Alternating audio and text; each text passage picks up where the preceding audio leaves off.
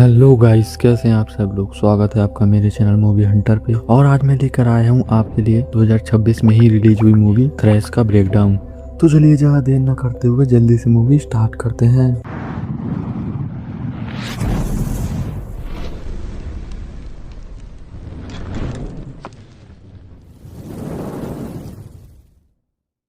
Movie start होती है Neville नाम के एक कोस्टल टाउन में, जहां पर कुछ ही देर में कैटेगरी 5 का हैरिकेन आने वाला है, यानी कि भारी तूफान जो पूरे टाउन को उखाड़ कर रख देगा। इसलिए सरकार ने वार्निंग जारी कर दी है कि सब के सब इस टाउन से निकलकर किसी ऊंची जगह पर पहुंच जाओ। तो जान बचाने के लिए टाउन में भगदड़ मच चुकी है। ऊपर से तेज बारिश की वजह से हाल और ज्यादा बुरा हुआ पड़ा है। टाउन में ही एक लड़की रहती है डकोटा। कुछ टाइम पहले उसकी माँ की मौत हो गई थी। उसके बाद से ही वो डिप्रेशन में है, दवाइयाँ खाकर सोती है, इसलिए दिन और रात का उसे कुछ भी पता नहीं चलता। अब वो सोकर उठी है और बाहर का उसे कुछ भी पता नहीं। तेज बारिश हो रही है, लोग टाउन छोड़कर जा रहे हैं, हरिकेन आने वाला है। इन सारी बातों से वो अनजान है। वो तो घर में फूड खत्म हो चुका था, इसलिए फूड लाने के लिए वो बाहर निकलना पड़ा। तब उसे पता चला कि टाउन का तो बुरा हाल है, पूरी तरह अफरा तफरी मची हुई है। अब डकोटा एगोरिक फोबिक है, इसलिए बाहर निकलते ही वो सहम गई। मतलब की भीड़ वाली जगह में आने जाने से उसे डर लगता है। इतना शोर सुनकर वो वापस मुड़ चुकी थी। तभी उसके पड़ोसी ने उसे संभाला और पूरी बात भी बता दी कि टाउन में हरिकेन आने वाला है, इसलिए निकलना होगा। पड़ोसी ने उसे अपने साथ चलने का ऑफर भी दिया,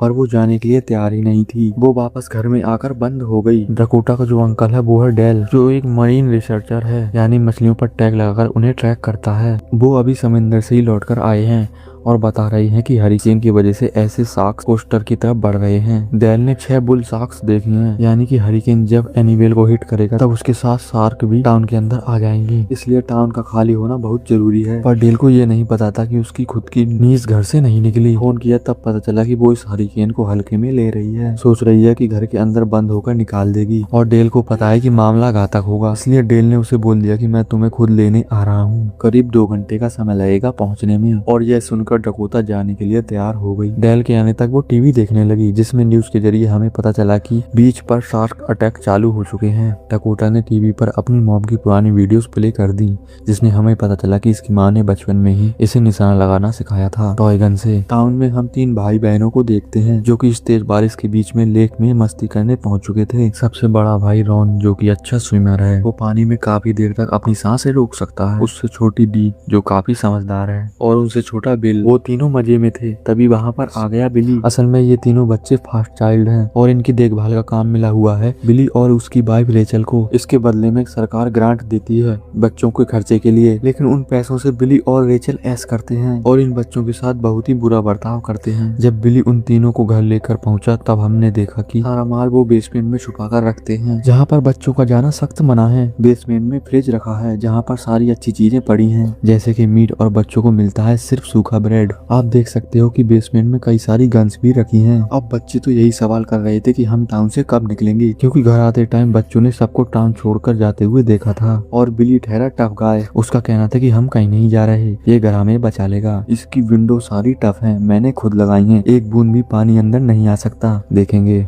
टाउन के मीट पैकिंग प्लांट से लीसा नाम की 9th मंथ प्रेग्नेंट लेडी वहां से निकलकर घर जा रही थी, जिसका मंगेतर उसे छोड़कर जा चुका है। आज ज्यादा काम की वजह से वो लेट हो गई, लेकिन उससे भी ज्यादा देर तक काम करने वाला है डिलीवरी बॉय बॉब। मालिक के कहने पर एक और ट्रक लेकर जाएगा, जो कि मीट से भरा पड़ा है। लीजा अपनी कार में बैठकर वहां से निकल गई। फोन पर अपनी माँ से बात करते हुए तो उसकी माँ ने बताया कि हाईवे तो बंद कर दिया गया है, तुम्हें किसी हाई ग्राउंड पर जाना होगा। कुछ देर बाद लीसा का अपनी मॉम के साथ कॉन्टेक्ट कट गया, क्योंकि तबाही उन तक आ चुकी थी। हरिकेन कोस्ट तक पहुंच गया और तेज हवाओं ने आना शुरू कर दिया, जिसके चलते सबसे पहले टाउन की पावर ऑफ हो गई। बिली के घर की नहीं हुई, क्योंकि उसके घर में जनरेटर है वाटर प्रूफ वायरिंग के साथ। टाउन को बाहर से बचाने के लिए जो दीवार बना रखी थी, उस दीवार को तोड़ते हुए पानी अंदर आ गया और देखते ही देखते सारी सड़कों को पानी ने कवर कर लिया। लीजा रोड पर पानी में फंसी पड़ी थी और साथ में बॉब भी था। अपने ट्रक के अंदर बैठे होने की वजह से बॉब को उतना खतरा नहीं था, जितना कार में बैठी लीसा को था। आगे बढ़ नहीं सकती थी, क्योंकि एक पेड़ आगे गिरा हुआ पड़ा था और पीछे से आ रहा था पानी। तो मजबूरी में लीसा ने फुल स्पीड में कार भगाकर उस पेड़ को पार करने की कोशिश की, लेकिन इस चक्कर में उसकी कार पेड़ में ही फंसकर रह गई। बॉब ने भी पानी आने से पहले ऊंचाई वाले मोड़ पर ट्रक चढ़ाना चाहा, लेकिन पानी की स्पीड ने उसकी कोशिश नाकाम कर दी। पानी एकदम से डकोटा के घर में भी घुस गया, इसलिए उसे भागकर ऊपर के फ्लोर पर जाना पड़ा, जहाँ पर अभी कुछ देर के लिए वो सेफ रह पाएगी। इधर बिली एकदम मजे में था, क्योंकि उसे तो यही वहम था कि विंडो पानी को रोक लेंगी, लेकिन पानी ने विंडोज के साथ साथ उसका वहम भी तोड़ दिया। पानी ने लीजा की कार को भी फ्री कर दिया था, इसलिए बहाव की वजह से लीजा एक पेड़ में जाकर फंस गई। टहनी कार के आर पार हो गई, जिस वजह से कार के हिलने का चांस ही नहीं था और ना ही लीजा हिल सकती थी। सेम टहनियों की वजह से कार के अंदर वो भी स्टक हो चुकी थी। ऊपर से पानी का लेवल बढ़ता ही जा रहा था। इतने में पानी बॉब के ट्रक को बहाकर ले आया सामने घुड़सवार के स्टैचू की तरफ, जिसकी नुकीली तलवार ट्रक के अंदर घुस गई। ट्रक में भरा हुआ सारा मीट और खून पानी में मिल गया, यानी अब शार्क यहाँ पे भी आती होंगी। जिमी और स्कॉट नाम के दो आदमी बोट लेकर वहाँ पर रेस्क्यू करने के लिए आ गए और दोनों ही लीसा को बचाने के लिए पानी में उतर चुके थे, पर उन्हें ये पता नहीं था कि इस खून की वजह से पानी में शार्क्स भी आ चुकी हैं। ये पता चला तब जब एक शार्क ने जिमी का हाथ उखाड़ लिया। स्कॉट उसे बचाने पहुंचा तो स्कॉट के सामने उसे दबोच कर ले गई और ये सब हो रहा था डकोटा के घर के सामने। शोर सुनकर ट्रक में बेहोश पड़े बॉब को होश आ गया और होश में आते ही सबसे पहले उसने ट्रक से निकलने की कोशिश की, लेकिन दरवाजा खुलते ही शार्क ने उसे भी दबोच कर ले गई। बचा था स्कॉट, पलक झपकते ही लीसा के सामने उसे भी चीर डाला। ये सब देखकर लीजा और डकोटा दोनों ही देखकर दंग रह गए, खास करके लीसा, क्योंकि वो खुद पानी में थी। इधर डेल अपने साथी बेन के साथ प्लानिंग कर रहा था कि टाउन में कैसे जाया जाए, क्योंकि हाईवे तो पूरा पानी से ढक चुका है। तब उनके काम आया एक न्यूज रिपोर्टर, जो अपने कैमरामैन के साथ उन दोनों को भी साथ लेकर टाउन की तरफ निकल गया अपनी वैन में, और साथ में उसने बोट भी ले रखी थी, जहां तक रोड मिलेगा वहां तक वैन से, वरना बोट से टाउन में जाकर टाउन में रिपोर्टिंग करेंगे। और डेल अपनी नीस को बचाएगा, यानी कि दोनों फायदे में थे। इधर बिली और रेचल दोनों गैराज में पहुंच चुके थे कार निकालने के लिए, लेकिन वहां भी शार्क ने आकर पहले बिली का हाथ चबाया, फिर रेचल को भी चबा कर ले गई। तीनों बच्चे घर में से चिल्लाकर बिली को रिक्वेस्ट कर रहे थे कि हमें छोड़कर मत जाओ, पर बिली फटाफट कार की तरफ भागा वहां से निकलने के लिए, लेकिन शार्क ने ऐसा होने ही नहीं दिया, उसे भी खींच कर ले गई। इधर लीजा चिल्ला चिल्ला कर डकोटा से हेल्प मांग रही थी, लेकिन इतना सब देखने के बाद डकोटा पानी में तो नहीं उतर सकती, तो उसकी मुश्किल आसान करने के लिए उसी टाइम एक सेट बहकर वहां पर आ गया, जिससे डकोटा के पास मौका बन गया बिना पानी में उतरे लीसा को बचाने का। पर उसमें हिम्मत भी तो नहीं थी। काफी देर तक उसने बैठकर सोचा और आखिरकार उसने डिसाइड किया कि वो मदद करेगी। सबसे पहले नीचे जाकर एक चाकू ले आई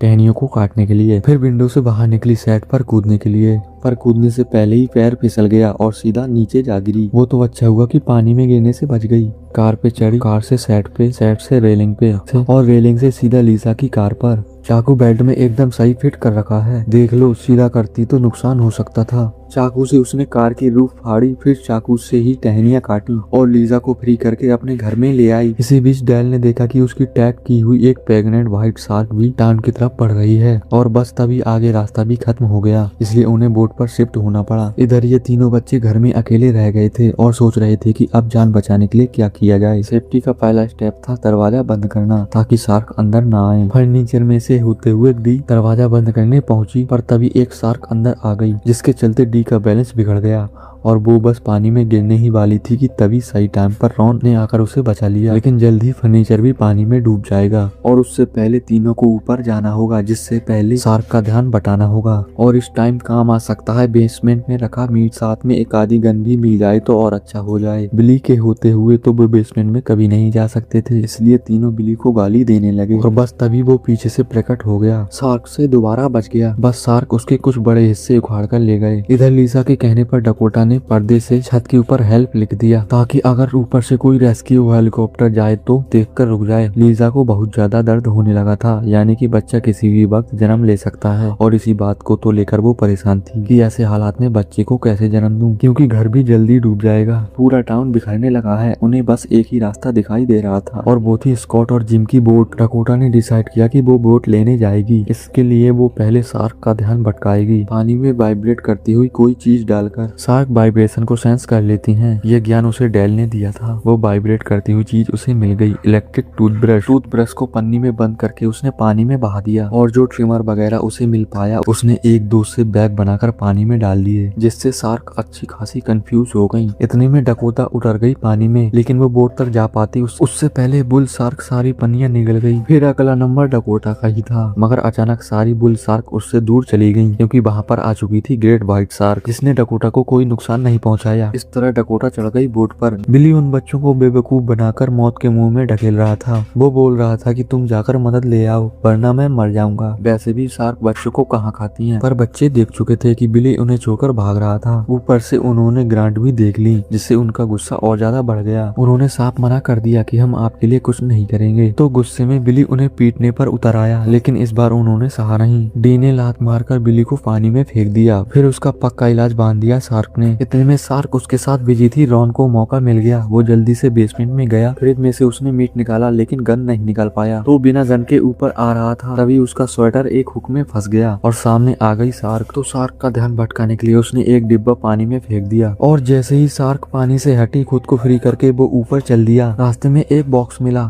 तो उसे भी साथ ले आया और एकदम एंड टाइम पर वो ऊपर पहुंचकर बच गया। गन तो नहीं ला पाया, लेकिन जो बॉक्स लेकर आया किस्मत से उसके अंदर था डायनामाइट। उधर डेल भी टाउन की तरफ बढ़ रहा था और आते आते उसने यह भी बता दिया कि शार्क की तरफ उसका झुकाव कैसे पड़ा। बचपन में वो रहता था एक रिवर के पास और उस रिवर में ऐसा जानवर रहता था जिससे वहाँ के लोग सबसे ज्यादा डरते थे। वो था हिप्पो। एक दिन डेल मछली पकड़ने गया तो हिप्पो ने उसकी तरफ चार्ज कर दिया, लेकिन अचानक ही हिप्पो रुक गया और उसकी आंखों में डर दिखाई देने लगा क्योंकि उसे पकड़ लिया था दो बुल शार्क ने। तब से डेल शार्क की तरफ फैसिनेट हो गया जब उसे पता चला कि जिससे हम सबसे ज्यादा डरते थे वो भी किसी से डरता है। पोर्टर ने पूछा बुल शार्क्स भी तो किसी से डरती होंगी। तब डेल ने बताया कि बड़ी शार्क से या फिर इलेक्ट्रिक करंट से जो उन्हें भटका देती हैं। बस उसके कहने की देर थी कि तभी सामने से एक स्वाट ट्रक दिख गया जिससे उसने ट्रेजर गन उठा ली जो इलेक्ट्रिक शॉक देती हैं। टाउन की हालत देखते हुए काम आएंगी। सुबह तक डकोटा का घर भी ढलने को हो चुका था और लीजा भी अंदर फंसी हुई थी, बहुत ही बुरी हालत में। थक हार कर वो बच्चे को जन्म देने लगी थी कि तभी घर ढह गया। उसे बचाने के लिए डकोटा ने फिशिंग स्टोर में से हार्पून निकाल लिया। इतने में लीजा ने पानी के ऊपर आकर एक बॉक्स का सहारा लेकर पानी में बच्चे को जन्म दे दिया। बच्चा तो एकदम ठीक था, लेकिन डिलीवरी की वजह से पानी में फिर से खून मिल चुका था, जिस वजह से शार्क उसके पास आ चुकी थी। अपने बच्चे को बचाने के लिए लीजा ने एक लकड़ी का नुकीला टुकड़ा उठा लिया और उसी से अम्बिलिकल कॉर्ड्स काटी और जैसे ही शार्क उसके पास आई, बच्चे को बॉक्स के ऊपर लिटाकर वही टुकड़ा शार्क के अंदर घुसा दिया। लेकिन फिर एक और शार्क आ रही थी और अब तो लीजा के पास भी कुछ भी बचाव के लिए नहीं बचा। उसने बस अपने बच्चे को अपने पास पकड़ा हुआ था कि शार्क आएगी तो बच्चे को प्रोटेक्ट करना होगा, वरना खुद तो वो हार मान चुकी थी। डकोटा भी उनसे बहुत दूर थी, लेकिन कुछ ना कुछ तो करना ही था। तो उसने यहाँ पर काम में ले लिया वही हार्पून। अपनी माँ का सिखाया हुआ सबक याद किया और हार्पून को स्टेबल करके चला दिया शार्क के अंदर। उधर तीनों बच्चों ने डायनामाइट और मीट का मिश्रण करके एक मीन बम बना दिया। शार्क के चीथे उड़ाने के लिए